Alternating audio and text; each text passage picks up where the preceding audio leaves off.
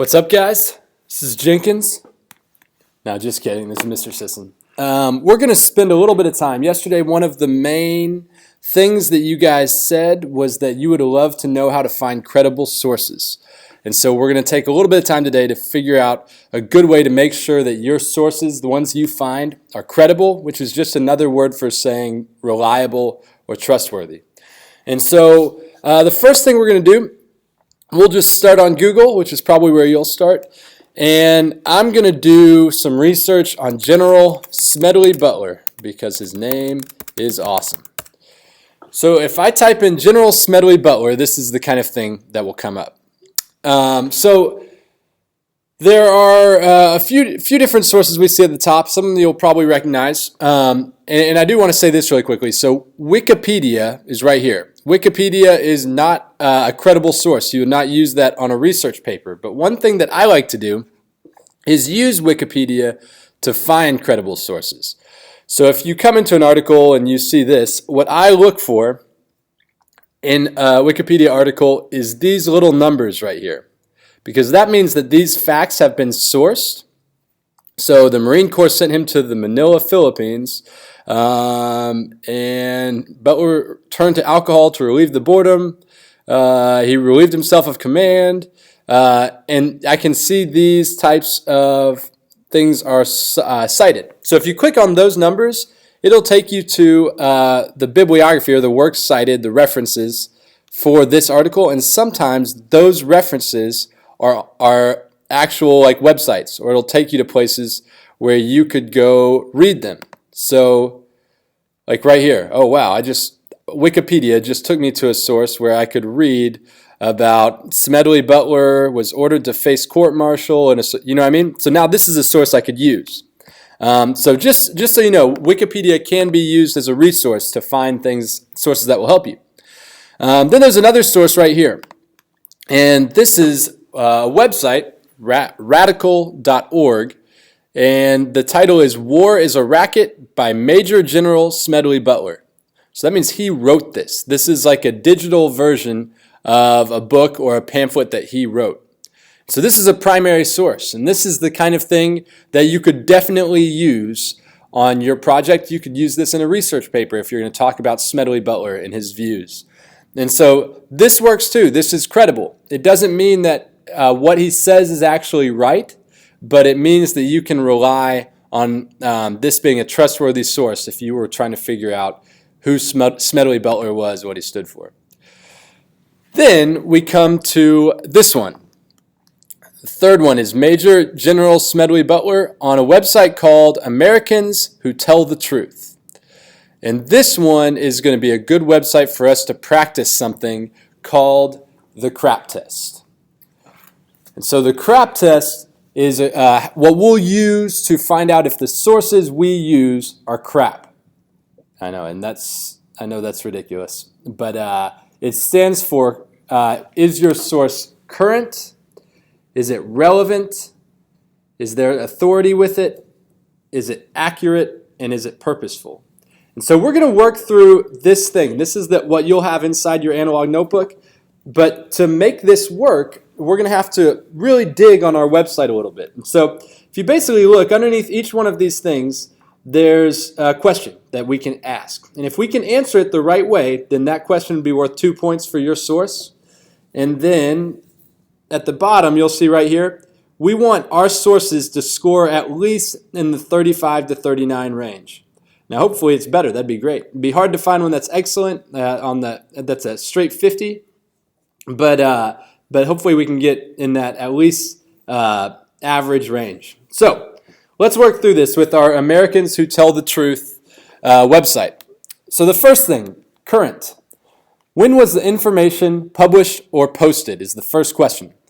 Well, if I'm over here and I'm looking at this article, I'm not going to be able to find anything around here that has like this was published whenever. It's just talking about his life back in the 30s and 40s. But if I scroll all the way down, I see that this website has a 2016 right here. This is generally where you could find dates like this, find like publishing dates if you scroll all the way to the bottom or right at the very top. So if I don't see it at the top, I'm going to scroll to the bottom. And this says 2016. That means that someone's still working on this website, that it's still that it's kept up to date. So I'm going to give that a check mark, and that's going to be 2 points for this source. So that's good. Next one, has the information been revised or updated? So this one, I might have to click around a little bit for it. I don't see anything on here that says it's been updated. But the website as a whole, has it been updated? And one, you're going to have to use your heads a little bit for things like this. But on this website, they've got a thing that's called events. Now, if we click on events and it's like, come join our New Year's celebration 2004, and that's the latest event, then I probably know that this is not being updated. If I click on, I see that Americans Who Tell the Truth at Art Rage, Norton Putter Gallery in Syracuse, New York. And when is that event? November 12th, 2016, or September 10th to November 12th. That means that this is being updated. That means that this website is being cared for. And so we're going to go ahead and give a check mark for that. So that's 2 in a row. We're on a roll. We're almost on fire. The next one.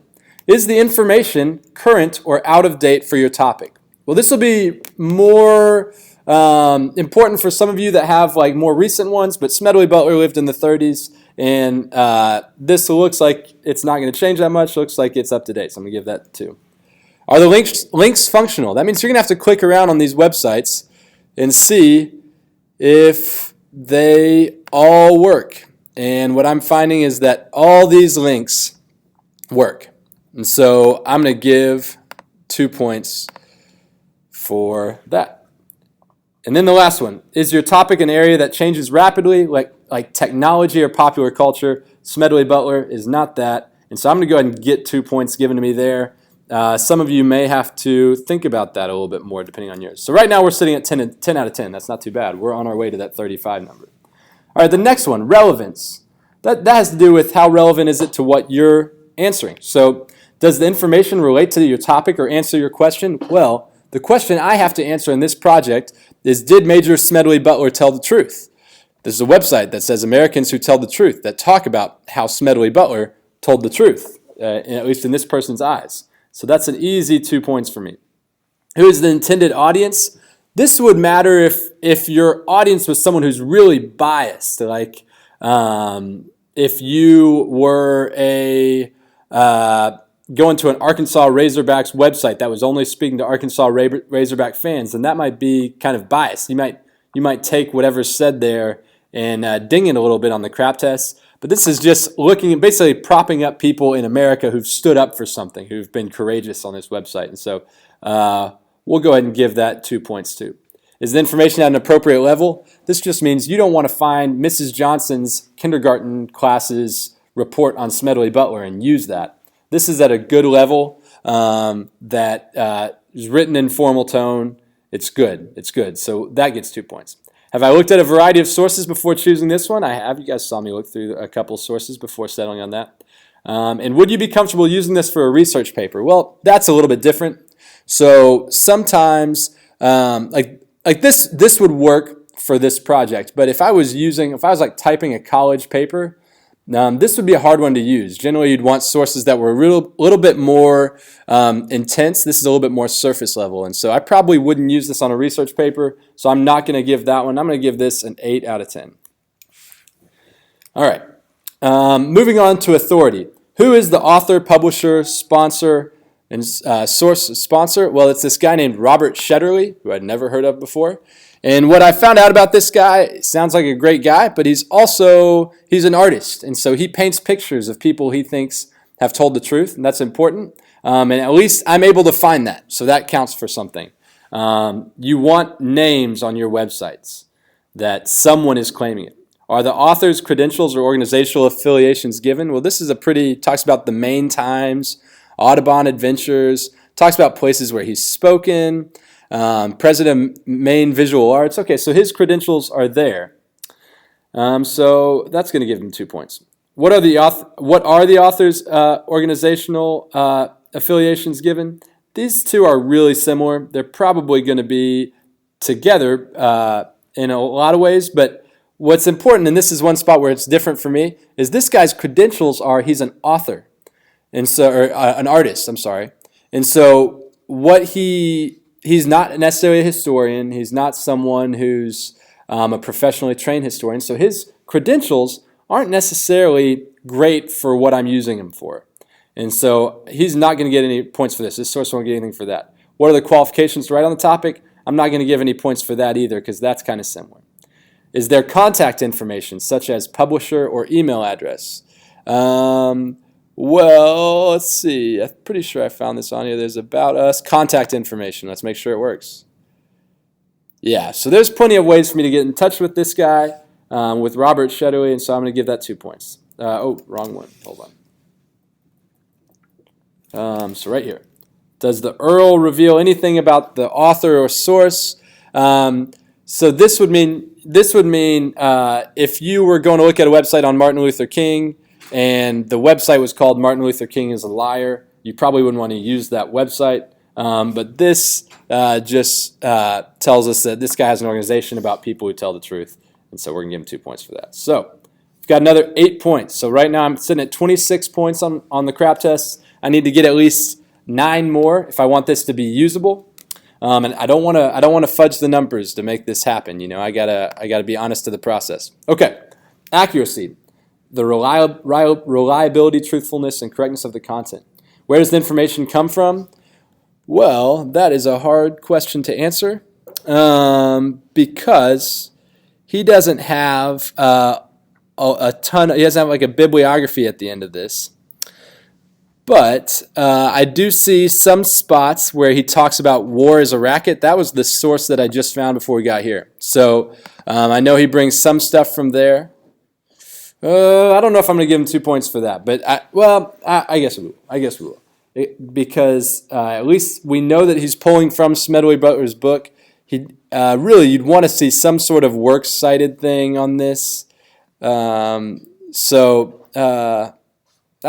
we go. The Boston, Massachusetts chapter of Veterans for Peace is named the Smedley Butler Brigade and is featured in the documentary The Corporation. So I would bet that's another place where he got some information from. But generally, you want to find a spot where they've cited their sources. Is the information supported by evidence? It's certainly is that way. As he talks, as he writes here, he talks about his background. He talks about why he said the things he did. We're giving him 2 points for that. Has the information been reviewed or refereed? I don't see anything on here that says someone has looked at this and said, yes, that's true.